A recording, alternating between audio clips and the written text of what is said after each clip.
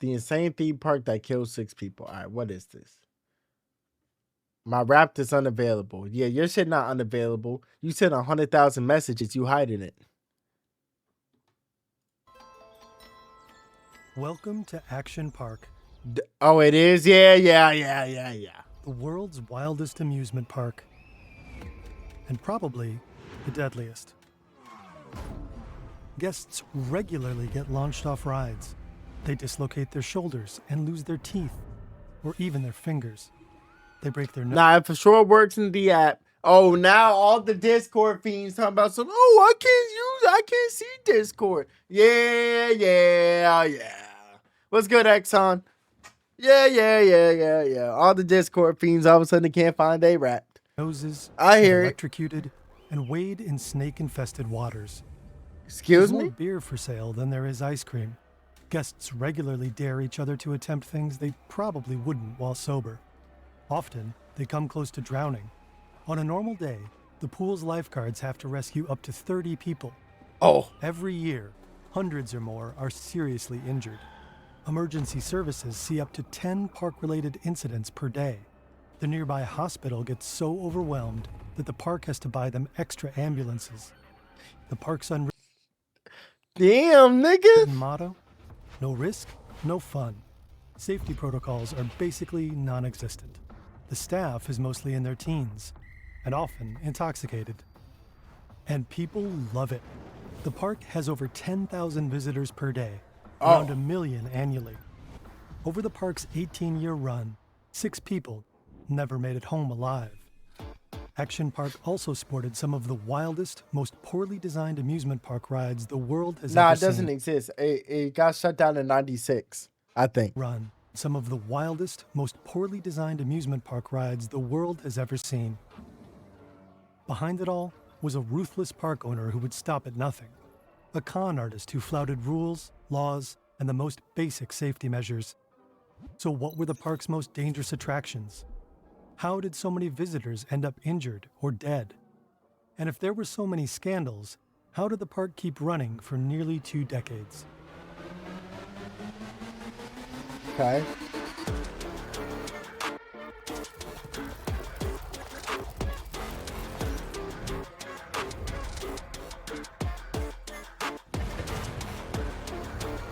These niggas got credits for the YouTube video? That's kind of hard.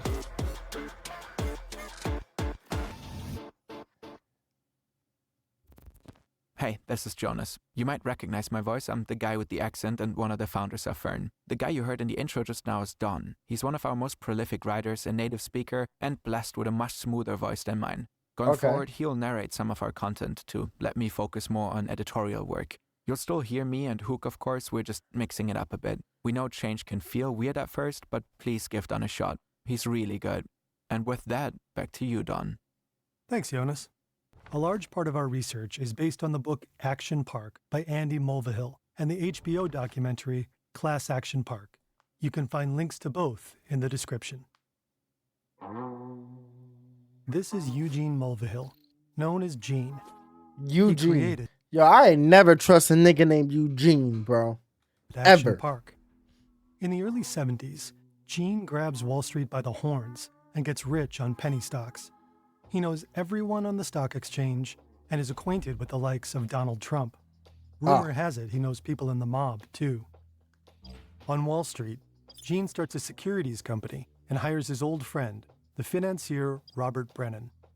In 1973, the Securities and Exchange Commission shuts down their company for stock manipulation and securities fraud. Their reputation is ruined, and they need a new venture. Gene pours money into a struggling ski resort in Vernon Valley, New Jersey, a prime location less than 60 miles from New York City. He sees its potential to grow into a tourist hotspot, resorts, clubs, casinos, and malls, the Las Vegas of the East Coast. What is Las Vegas? I was going to say that's Atlantic City, but Atlantic City kind of fell off. But so did Vegas, so. At the heart of it all, an amusement park unlike anything the world has ever seen. Gene begins transforming the ski resort. Never mind his lack of experience in running or designing theme parks. He makes up for it in audacity and vision. And his buddy and former business partner Rob keeps the cash flowing. Soon, Action Park is ready to launch. Here's an overview of Action Park and its Why travel the game when you can get them on your phone? Trust me, it's rigged on the phone. It's rigged on the phone, bro. Trust. heyday. I tried to play blackjack on my phone. Yo, them niggas hit me with a 7-card blackjack. Hey, bro, that shit's fucked up.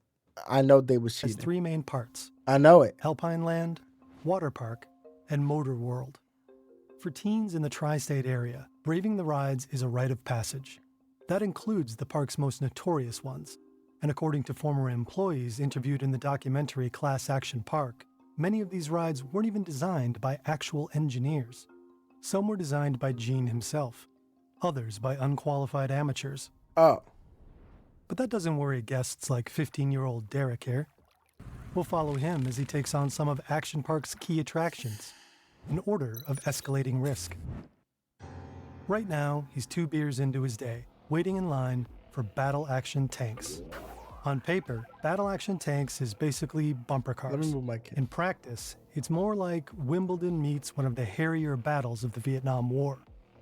Riders climb into camouflaged four-wheelers protected by chicken wire cages. Each is powered by a motor, controlled with a joystick, and decked out with a working cannon. Wait, this kind of The cool. goal is to fire tennis balls at other tanks. Around the arena, spectators man cannons of their own. If they hit a tank directly, it blasts into a tailspin. This is Derek's first ride, just a warm-up. The tennis balls are fired at an insanely fast 160 kilometers per hour, Okay, and employees minute. have to run onto the battlefield to collect stray balls. Okay. Let's wait a minute. Let's slow down. Okay. No, Many fuck riders it. love taking this opportunity to target them. If anyone scores a direct hit to an employee's groin, the crowd goes wild. Gene loves watching this gladiatorial combat. He's often found soaking up the battle vibes from the sidelines.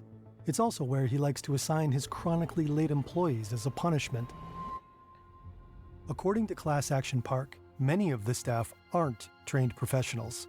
They're teenagers, some as young as 14. That's on brand for Action Park, where ignoring rules is part of the park's identity. Plus, teenagers are cheap labor. They don't ask questions and are often happy to test Gene's newest death-defying inventions. Some even affectionately call him Uncle Gene. In the 80s, amusement parks in the US are a pretty unregulated industry, and Uncle Gene loves to exploit a good loophole. For instance, he claims he isn't running amusement park rides, but sporting attractions, so he doesn't need official permits. And for a while, the state of New Jersey doesn't really intervene. All they want to know is that the rides are insured and, quote, currently not on fire. So the park shifts nearly all responsibility onto its visitors. For instance, when it comes to go-karts. This is the Super Go-Kart. It's gas-powered and designed for racing, That's like, but more commonly used for crashing. There are 20 in total. They may look small, but watch your neck. They accelerate like a spooked horse. They're known to cause whiplash and broken bones. They're supposed to max out at 32 kilometers an hour. But sometimes the staff likes to override the speed controls, enabling the carts to reach more than 80 kilometers an hour. how fast is 80 kilometers an hour? The really daring Is ones that like 60 miles per hour? I don't know. take a special souped-up model. Some employees even take these mini racers for 60? after-work spins on the nearby state highway. Derek jumps into a super go-kart. It's pretty fun zipping around, until he sees a lady losing control. She hurtles off track and smashes through a fence, then through another fence, and then she collides with a tree. Oh, Finally, one of the employees hits the kill switch. Derek needs a break and stumbles into the big white festival tent right next to the circuit. He's only 15, but he has no trouble whatsoever getting his hands on a beer. they were doing anything at this park. While we watching this video on like this insane theme park that was in Jersey. Maybe it helps him muster up the courage for the next attraction. This is the Speedboat Lagoon. Visitors hop inside Speedboat Lagoon. Biggest threat: snake bites, capsizing, unconsciousness. Death count 0 with one very close call. speedboats with a small Bro. plastic frame and a very powerful engine. Snake They're designed bites. for open water, but crammed into a small, man-made lagoon. Looks chill. If only. Everyone knows it's full of snakes, gas from leaky boat motors, and dead fish. Derek quickly realizes no one's here to pilot the boats. They're here to crash them.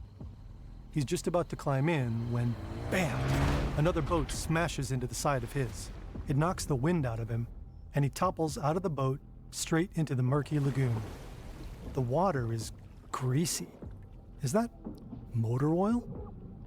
Disgusted, he fishes himself out. Wait, As did he I just hear a does, Discord ping?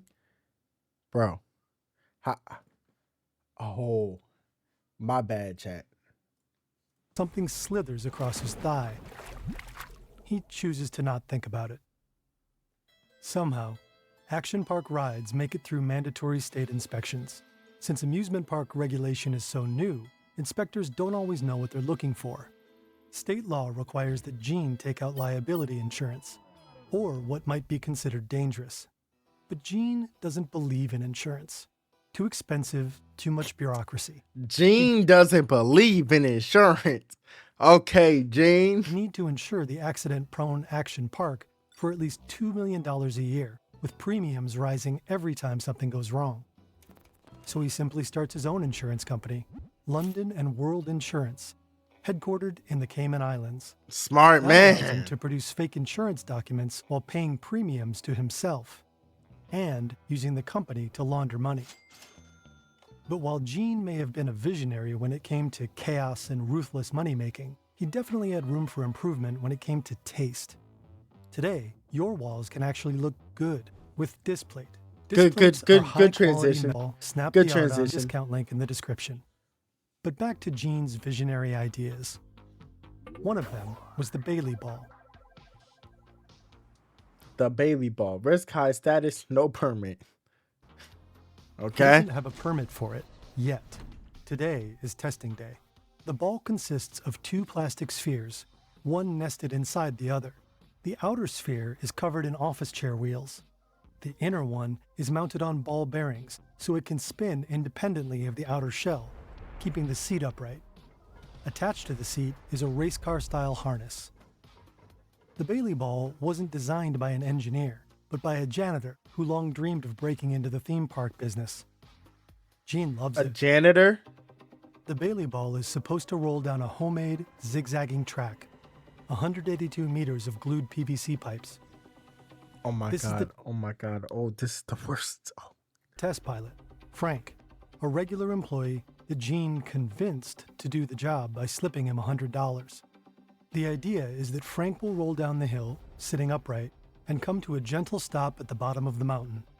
Here's the state safety inspector, sent to rubber stamp the ride. As long as it doesn't scream instant death, the Bailey ball will be cleared for use by the public. Frank is strapped in a ball, ready to launch. For the first few meters, it's all going according to plan. Frank's rolling smoothly and he's still upright. But nobody accounted for the laws of thermodynamics. The problem with PVC in the hot sun is that it expands Right. rapidly. The plastic track that was supposed to give the ball direction has bulged and warped. That's why you just don't use PVC pipe. Frank doesn't even make it through the first switchback. It hurtles off the track and starts rolling down the hill, rapidly gaining speed. The safety inspector can only watch, frozen in horror. The ball hurtles down the hill and flies off park grounds. It's now headed for the road. Cars honk and screech to a halt. Somehow, the ball avoids any collisions and eventually, it crashes into a pond.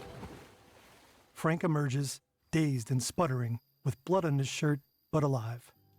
The inspector does Damn, not Frank. grant Gene approval for the Bailey ball, but plenty of other rides do end up going live.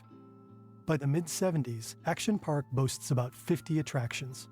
Around 1 million people visit the park every year. It's a genuine boost for the local economy. At the time, even Donald Trump considers investing in Action Park. Yo, bro, how come on every bad decision or some like dumbass shit, there's always Donald Trump? You be on Arc Raiders, nah, TK. What's good, bro? Yo, Trump finds himself at the middle of every single dumb decision possible. Stop being a black. Bro, Arc Raiders don't look that fun to me.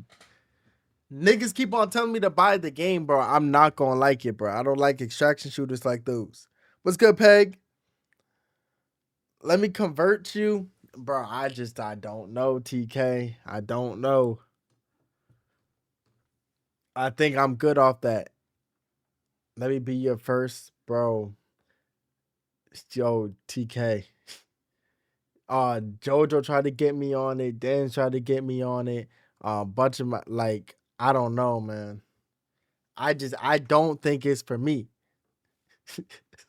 Slut you out. You ain't never been to Stella Mortis on a free loadout. Nah, I haven't, bro. You just told this nigga to pop my cherry. But apparently Jax, the you're the concept one, is bro. too crazy, even for him. The park's ads run non-stop on New York You television. know how bad Really of a insane. business you gotta have for Trump to go, bro, this is a bad decision? City kids eager to blow off some steam. Some do it by flying through the air on a Tarzan swing. Did that say someone died? On the Tarzan swing? Some do it by flying through Risk medium, biggest threat, public humiliation or cardiac air on a arrest. Tarzan swing. Okay. Imagine you're holding 6 meters of rope. The pool beneath you is 4.5 meters deep. The Tarzan swing may look like a simple rope swing, but later on, it'll be one of the first rides the state shuts down for good. Braving this swing is a rite of passage. Mess this up with a belly flop, and you'll never live it down. Wait, this one don't look Derek that isn't bad? worried. He's a great swimmer. He grabs the rope, swings far out. It's a over little the bit, pool, it's a little bit and short lets go. though. The second he hits the pool, everything shuts down. He's just plunged from 35 degrees Celsius air into bone-chilling 10 degrees Celsius water. Oh. The spring-fed water is so cold, he forgets how to swim. He flails, stunned. A smirking lifeguard hauls him out and slaps a wristband on him. Scrawls across it are the letters CFS, shorthand for can't fucking swim. There's no way that is what the wristband. What's good, Flame? There's no way. Come on, guys. That's not. This is weak. Later, he'll learn that the cold water was such a shock to one swimmer's system that he went into cardiac arrest and died. Fucking dumbass Cases wins a like shot. this Can't should be swim. covered by Gene's liability Fucking idiot. insurance. But London and World Assurance, the company allegedly backing Action Park, doesn't really exist. In 1984, the authorities catch on to his scheme. He pleads guilty to fraud and is slapped with $300,000 in fines and 3 years probation. Oh, that ain't bad. He's also ordered to sell the park. According to Class Action Park, Gene doesn't have the slightest intention of doing that. So far, he's been renting part of the property from the state of New Jersey. To provoke officials, he reportedly stops paying his bills and ignores their letters. After some back and forth, New Jersey agrees to sell him the land for a steal, allegedly just to get him off their backs. Gene wins and goes on to further expand his park. That This might be cannonball the loop. single most ludicrous ride in Action Park. Gene himself designed it, on a cocktail napkin. It's a ride to be endured, not enjoyed. It's called the Cannonball Loop. The idea is simple. A water slide about 5 stories tall with a 360-degree loop at the end. But the park keeps having to tweak the design, since the crash test dummies it uses for testing tend to emerge headless.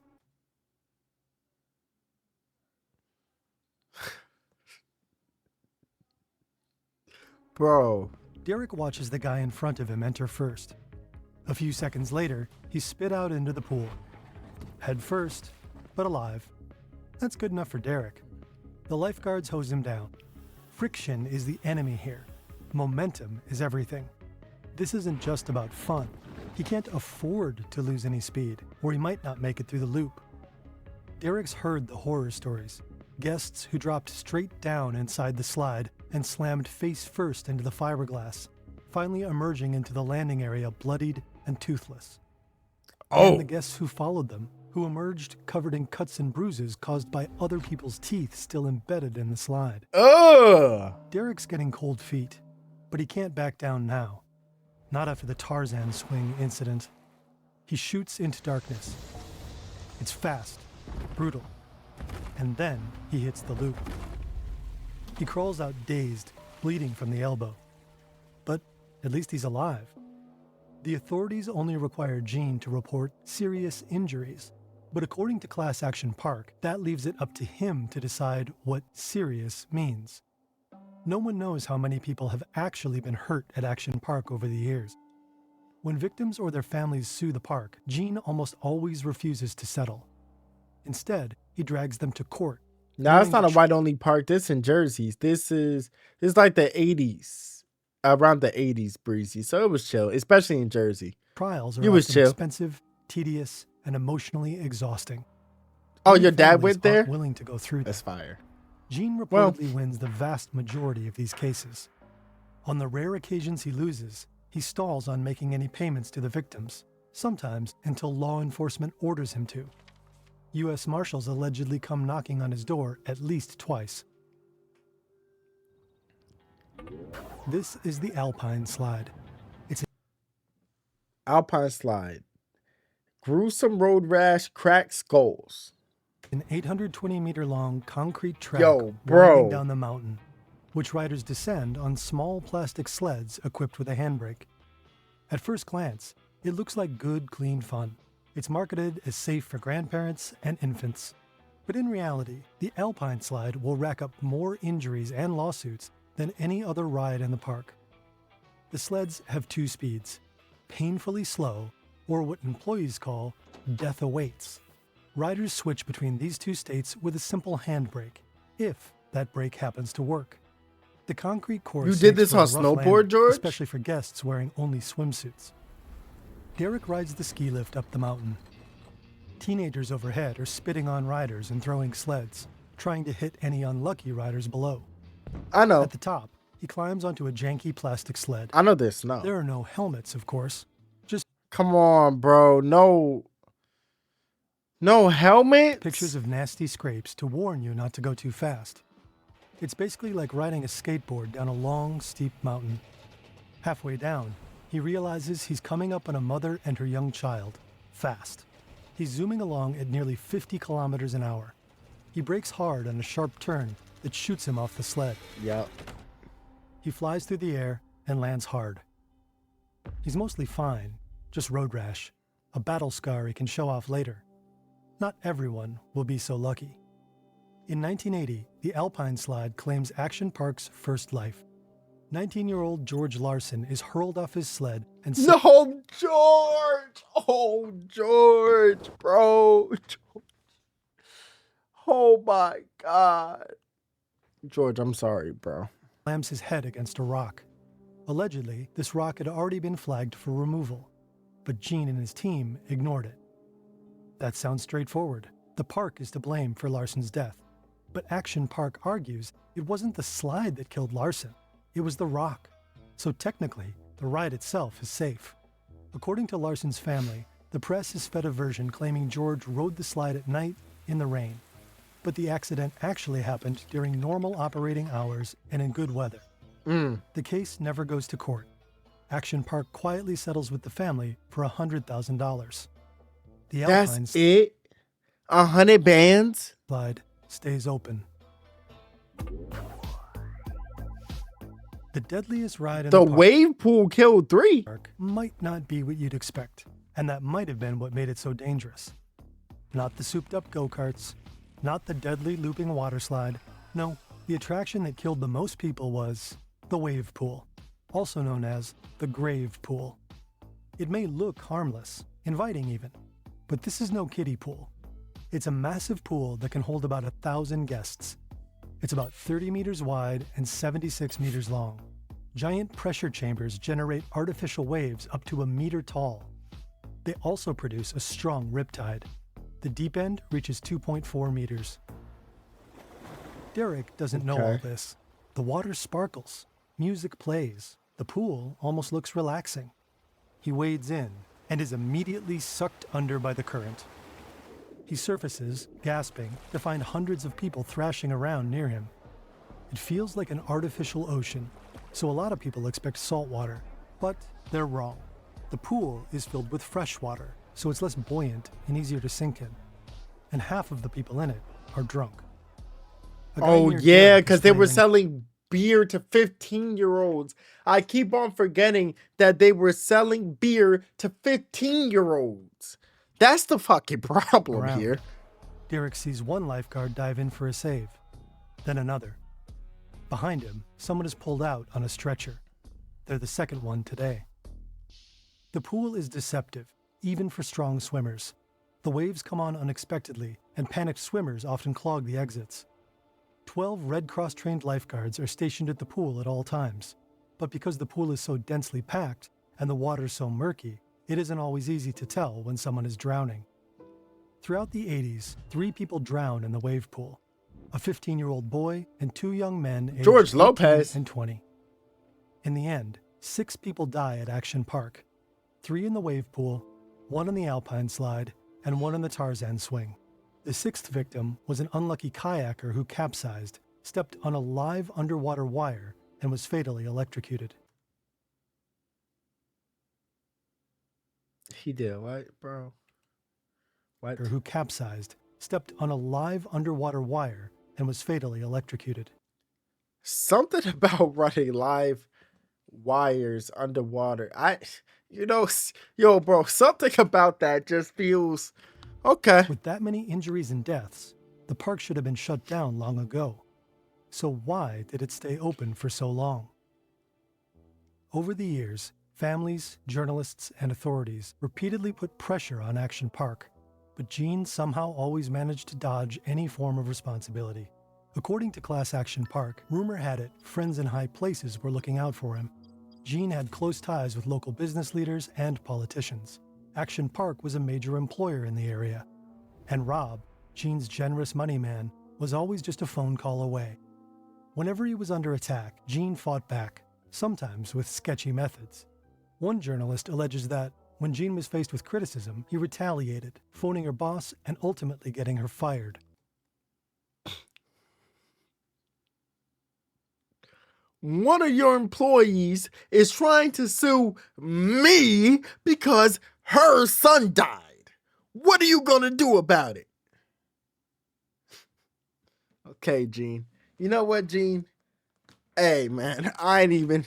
And when a man Gene owed money wanted to claim it, Gene reportedly threatened to hire a Russian hitman to kill him and his family. Gene went on like this for years, dodging his responsibilities and delaying settlement payments. He embodied the Reaganomics spirit of the 80s, minimal government intervention, and a belief that deregulation was the key to innovation. But that changed in the 90s. The lawsuits kept piling up, earning the park its nickname, Class Action Park. Attendance started dropping. By 1996, mounting legal battles, medical bills, and safety mandates finally caught up with Gene. Action Park shut down. Millions of dollars in debt.